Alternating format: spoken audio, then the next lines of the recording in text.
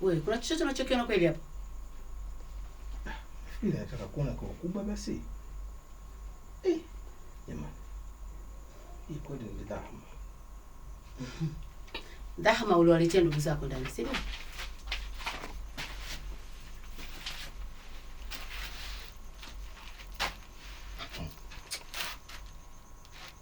Kivipi? Namaanisha huo ushirikina ulioleta huko ndani. Yule ni mganga. Sasa kuna tofauti gani na nilichokimaanisha? Kuna tofauti gani na nilichokisema na kuuliza? Mariam. Mbona kuleta majanga? Haya, ukakabisha mganga. Hapo kuna tofauti gani na nilichokisema?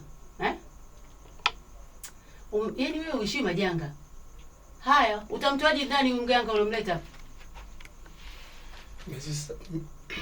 Twende.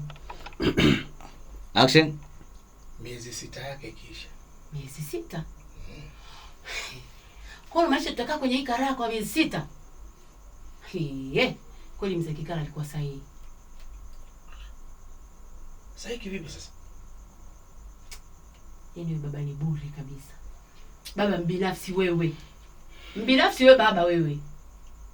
Hii nyumba ina alama nyingi mbaya. Lakini ukaona haitoshi. Ukaamua kuleta na mganga eti mganga kienyeji eti kibao kimeandikwa mganga anapatikana hapa. Uko sawa kweli wewe? Jamani, mbona unaongea? Basi. Action.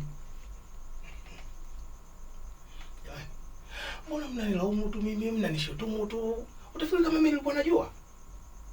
Ndio tufanye ushajua sasa. Unamtoaje wewe mtu wako ndani? Mimi tena.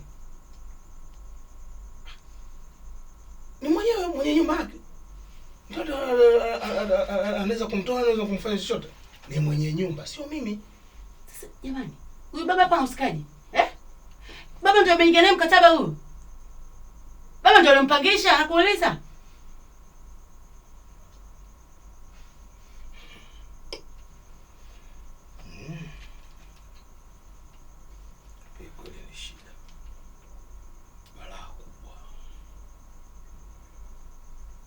Ni tatizo haswa.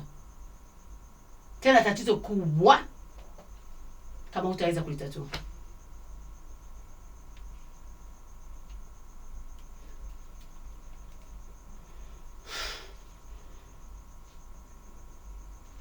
Kati. Hapo. Kati. Zimeita.